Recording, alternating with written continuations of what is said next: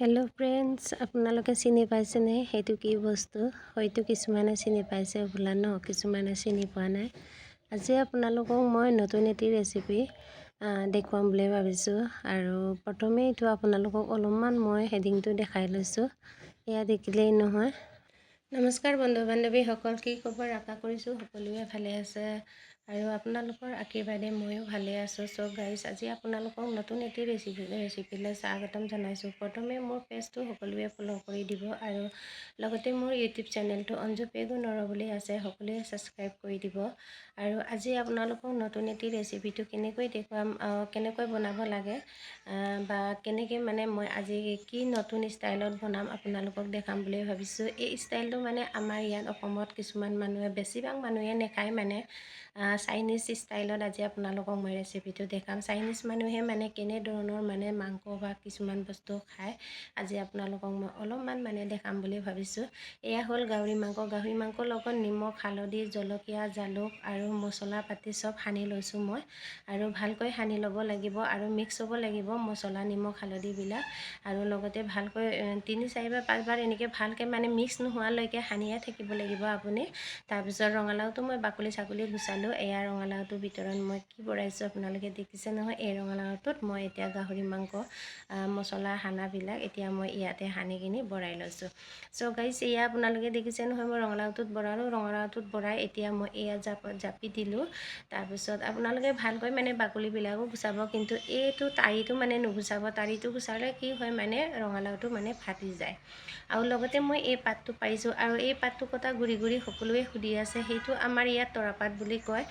হয়তো বেলেগ বেলেগ জেগাত মানে তৰাপাতটো মানে বেলেগ নামো ক'ব পাৰে, কিন্তু আমি তৰাপাত বুলি কওঁ। আৰু এই তৰাপাতৰ মানে বহুত মানে বেমাৰ আজাৰৰ পৰা হাত সাৰি থাকিব পাৰে। আৰু এই তৰাপাতৰ গোন্ধটো মানে বহুত ধুনীয়া। আৰু যেতিয়া আমাৰ লিগাং বিহু হয়, এই পাতেদি মানে পুৰাঙা পিন বনোৱা হয়।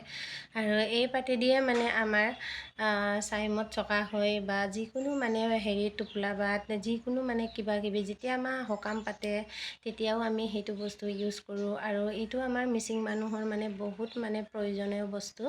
আৰু এতিয়া মই বান্ধি ল'লোঁ ৰঙালাওটো থিয়কৈ, যেনে এইটো মানে চেপেটাকৈ বান্ধিব নোৱাৰে, কিয়নো এইটো মাছৰ নিচিনা চেপেটাকৈ বান্ধিব নোৱাৰে। আৰু সেইটো কাৰণে মই আজি আপোনালোকক কেনেকৈ বান্ধিব লাগে দেখাই দিছোঁ। আৰু থিয়কৈ সেইটো যেনেকৈ গোল আছে তেনেকৈ মানে বান্ধি লৈছোঁ। আৰু পূৰা টাইটকৈ মানে বান্ধিব লাগিব, নহ'লে ফুলি যাব।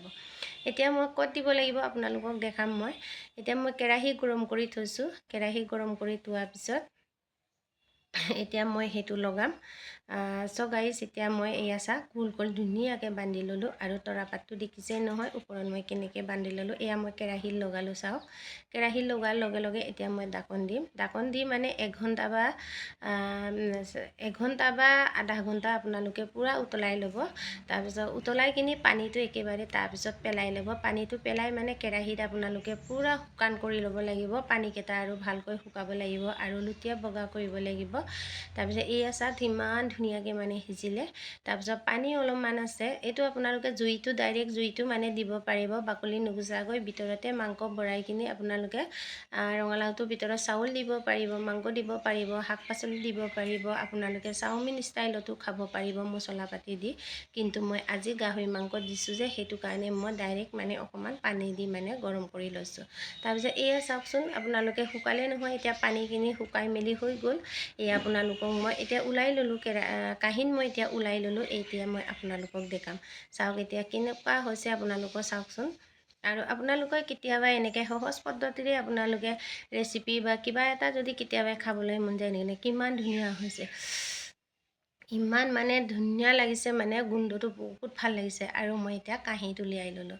আৰু মাংসকেইটা কিমান ধুনীয়াকৈ ৰঙা ৰঙাকৈ সিজিছে। যদি আপোনালোকে মাংসটোৱে খাম বুলি ক'লে খাব পাৰিব, আৰু ৰঙালাওটোৰ লগতো পিটিকি কৰি কিনি খাম বুলি ক'লে খাব পাৰিব। এয়া মই আজি মানে ৰঙালাওটোৰ লগত পিটিকি কৰিবৰ কাৰণে এতিয়া মই যোগাৰ দিলোঁ। আৰু এয়া মই ৰঙালাওটোৰ লগত পিটিকি কৰি আছোঁ। আৰু হয়তো কিছুমানে এনেকৈ খাই নেকি বুলি ভাবিব পাৰে, কিন্তু আপোনালোকে খাই চাবচোন, এনেকৈ বনাই কেতিয়াবা বহুত ভাল লাগে। কালি আপোনালোকে জালুকটো বেছিকৈ দিব, আৰু মছলা নোহোৱাকৈও মানে এনেকৈ বনাই খাব পাৰে। আৰু চবে কয় মোক আপোনালোকে মছলা নিদিয়াকৈ কিয় এনেকৈ বস্তু বনাই খায় বুলি, কিন্তু মছলা ইমান প্ৰয়োজন নাই। নিমখ, হালধি, জলকীয়া নিমখ হালধি জলকীয়া দি ধুনীয়াকৈ যদি আপুনি টেষ্টিকৈ বনাব পাৰে, এনেকৈ মানে খাব। মছলা বেছিকৈ খালে বেমাৰ হয়, পেটৰ বেমাৰ হয় আৰু গেছৰ বেমাৰ হয়। হয়তো আমাৰ ট্ৰাইবেল মানুহে বেছিভাগ মানুহে মছলা নাখাওঁ। আমি যেতিয়া খাচী মাংস বনাওঁ তেতিয়াহে আমি মছলা খাওঁ। আৰু মছলা নিদিয়াকৈও এনেকৈ আপোনালোকে খাব পাৰিব। আৰু ভিডিঅ'টো চাই ভাল লাগিছে যদি লাইক শ্বেয়াৰ কমেণ্ট কৰিবলৈ নাপাহৰিব। আজিলৈ আহোঁ, ধন্যবাদ।